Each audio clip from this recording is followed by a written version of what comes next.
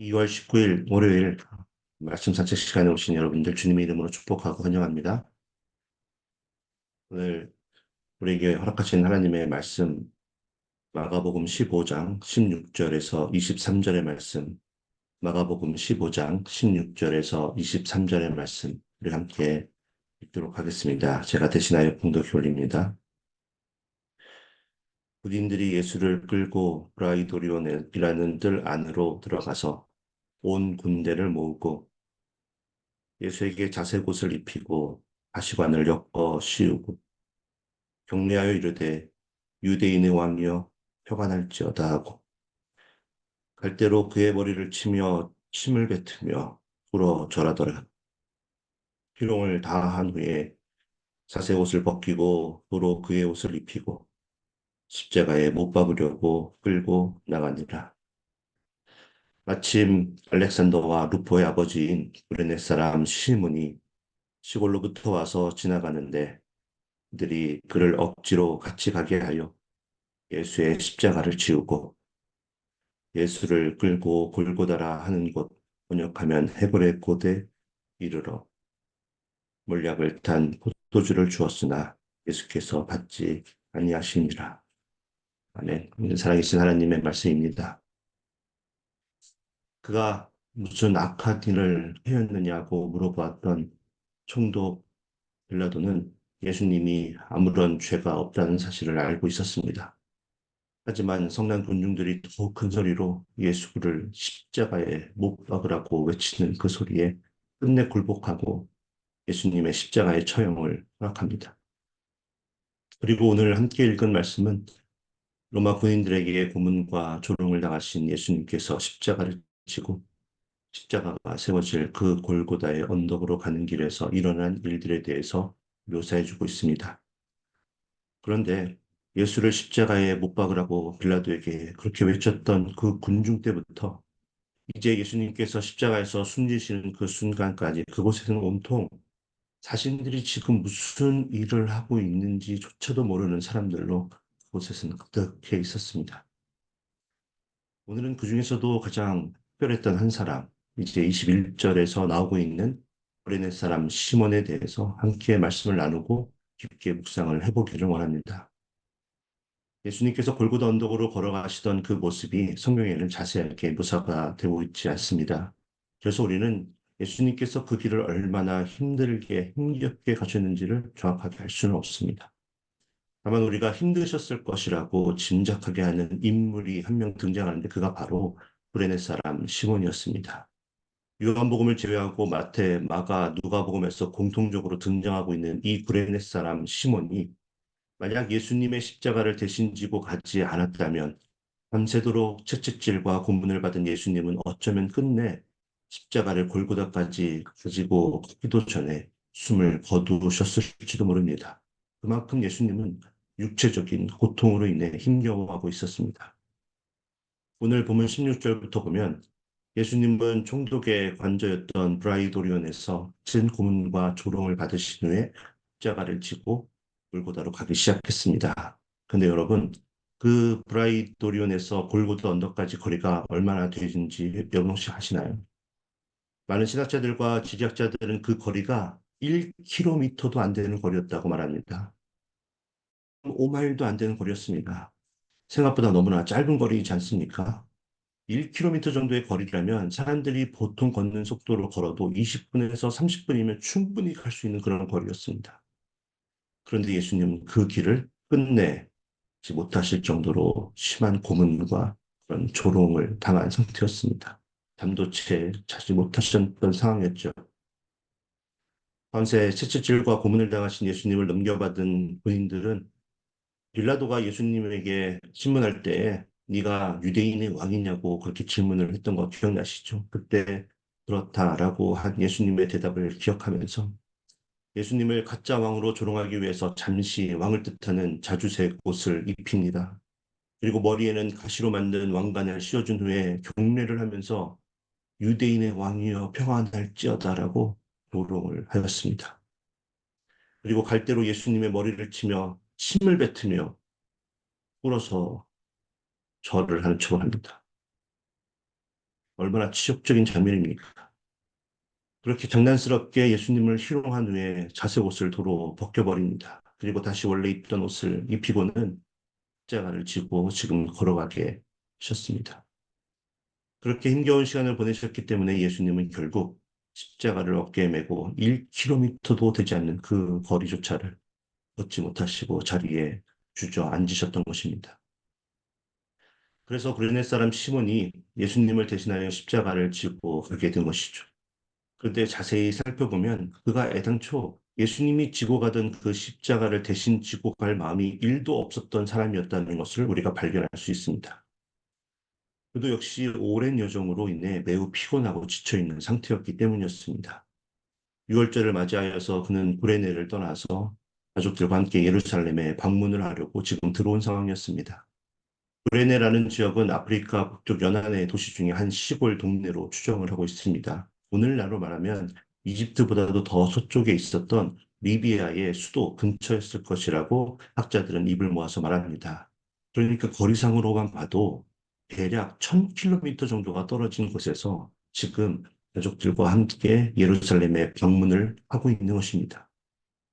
그러니 예루살렘에 오게 되어 기쁘기도 하지만 매우 힘들고 지쳐 있었을 것입니다. 그런데 그때 때마침 예수님이 십자가를 어깨에 매지도 못하고 넘어져 있는 것을 지켜만 보고 있는 그 군중들 옆을 그냥 지나가고 있었던 것이죠. 그런데 로마 군인이 갑자기 자기를 지목해서 예수님의 십자가를 대신 지고 가라고 명령을 하고 있는 것입니다. 오늘 본문 21절을 다시 한번 읽어보겠습니다. 마침 알렉산더와 루포의 아버지인 구레네 사람 시몬이 시골로부터 와서 지나가는데 그들이 그를 억지로 같이 가게 하여 예수의 십자가를 지우고 여러분 계획되었던 일이 아니었습니다. 자진해서 했던 일도 아니었습니다. 본인도 힘들고 지쳐서 짜증도 나는데 로마 군인이 시키니까 안 할 수도 없고 또 예수님을 이렇게 보니까 또 불쌍한 마음도 들어서 십자가를 지고 가는 일을 억지로 하게 되었던 것입니다. 예수님의 수제자였던 시몬 베드로가 예수님의 그 모습을 보고 이제는 더 이상 숨어 있지 말고 나와서 예수님의 십자가를 대신 지고 갔다면 훨씬 보기도 좋았고 해피엔딩으로 끝났을 것일지도 모릅니다. 그런데 엉뚱하게 그냥 지나가고 있던 구레네 사람 시몬이 대신하여 그 예수님을 도와 그 길을 함께 걷고 있는 것입니다. 그 길이 온 인류를 죄로부터 해방시키고 구원에 이르기 위해 메시아 예수님이 걷고 있는 십자가의 길인지를 모른 채 말입니다.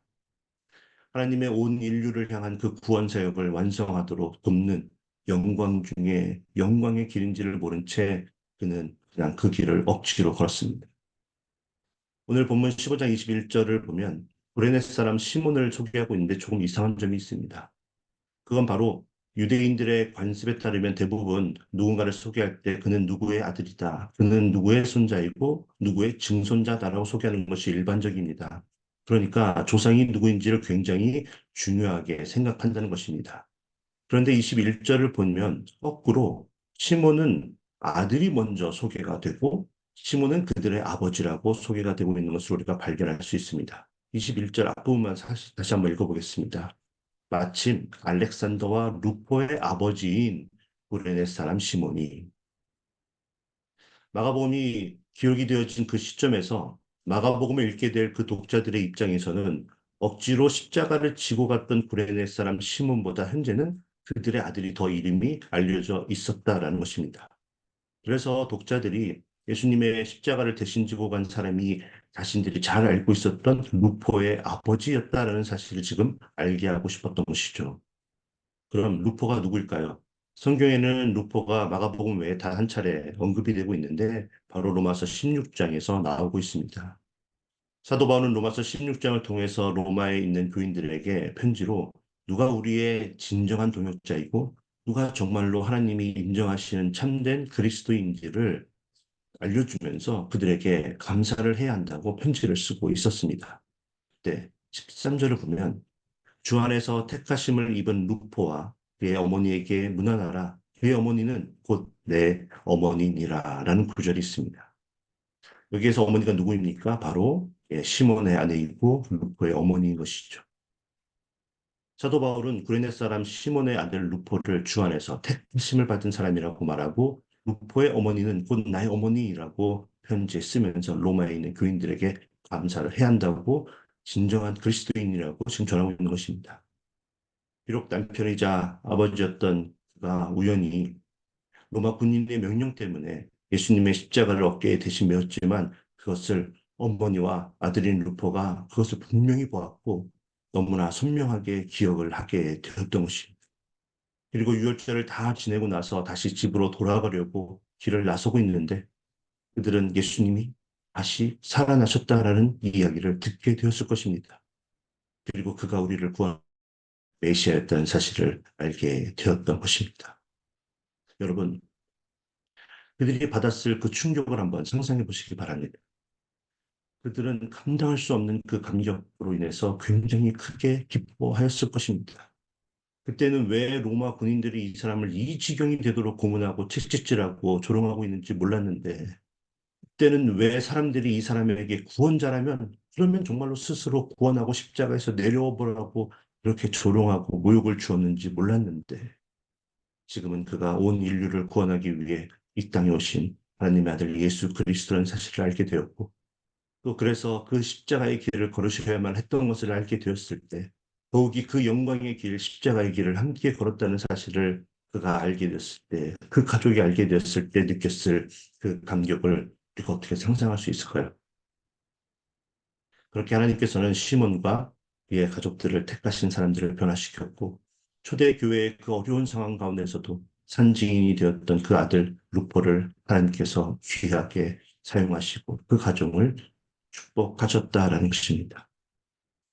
여러분, 예수님은 지금도 잃어버린 영혼을 구원에 이르게 하기 위해서 십자가의 길을 걷고 계십니다.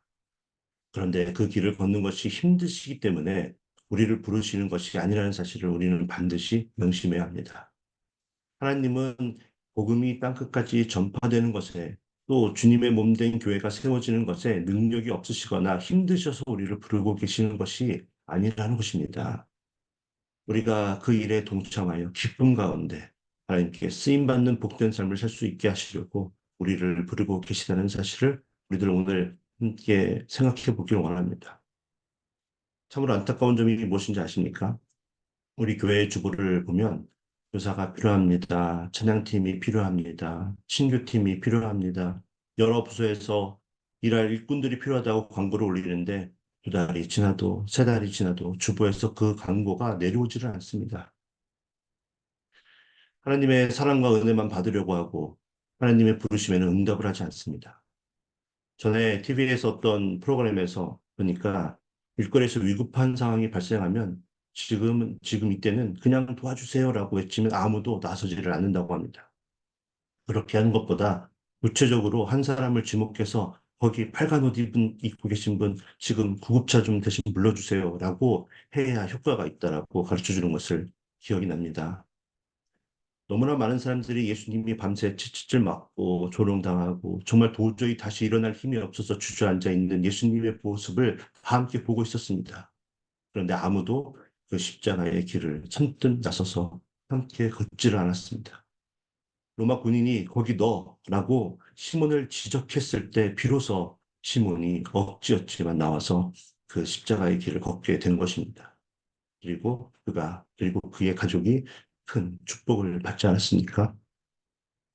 교회에서, 사회에서, 또 선교지에서 아직도 너무나 많은 일꾼들이 필요해서 도움을 요청하고 있는데 나 한 사람을 지목하면서 윤선아 너라고 하지 않으니까 아무도 나서지 않는 우리들의 모습이 지금 쓰러져 있는 예수님을 바라만 보고 있는 그들과 무엇이 다르냐는 것입니다. 오늘 말씀을 들은 우리 모두가 이 말씀을 통해 우리를 부르시는 하나님의 음성으로 받아들이고 비록 우리들도 피곤하지만, 우리들도 바쁘지만, 여러 가지 해야 할 문제들이 너무나 많이 있지만, 그럼에도 불구하고 우리를 부르시니 그 부르심에 감사하며 기쁨으로 그 십자가의 길에 동참하는 저와 여러분 모두가 되어지길 주님의 이름으로 축복합니다.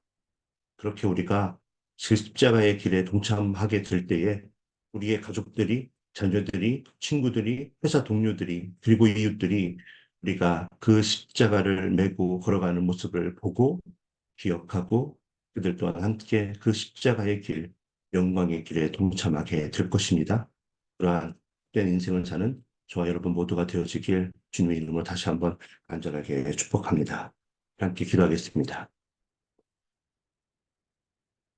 또 우리에게 말씀하시되 누구든지 나를 따라오려거든 자기를 부인하고 또 날마다 제 십자가를 지고 나를 따를 것이니라.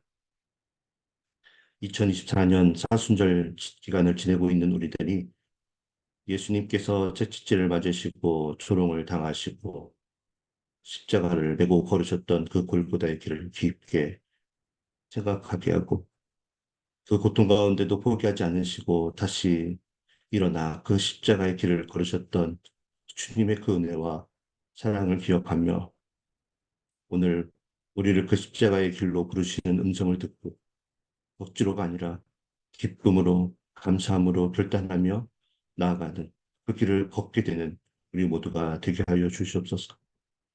들리는 많은 소리들로 인해서 하나님의 음성을 듣지 못하고 그 영광의 길을 걷지 못하는 불행한 인생을 사는 것이 아니라 하나님의 음성에 귀를 기울이며 우리를 통해 이루고자 하시는 하나님의 뜻을 우리가 알고 그것을 이루어가는 복된 인생을 살게 하여 주시옵소서.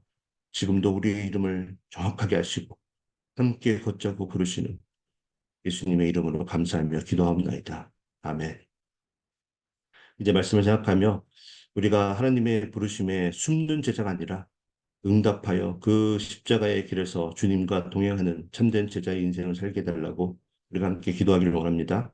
AKPC 공동체의 모든 성도님들이 제자의 길을 걷기로 결단하게 하시고 우리 교회 비전, 말씀, 제자, 미셔널 공동체로 우리 교회가 일어나게 해달라고 기도하겠습니다. 이번 주 금요일, 토요일, 주일에 있는 부흥회를 위해서 또 강사 목사님이신 노창수 목사님을 위해 함께 기도하며 부흥회를 준비하길 원합니다. 2월에 남아공 모잠비크의 박성원 선교사님을 위해서 그리고 각 목장에서 후원하는 선교사님들의 사역과 가정을 위해서 우리 함께 기도하고 또 성도님들 중에 치유와 회복을 위해서 또 힘겨운 그런 싸움을 하고 있는 우리 환우분들 위해 우리 기도하길 원합니다. 또 여러 가지 어려움들 힘든 시간을 보내고 있는 성도님들 위해서도 함께 기도하고 오늘 세상으로 함께 나아가도록 하겠습니다. 기도하겠습니다.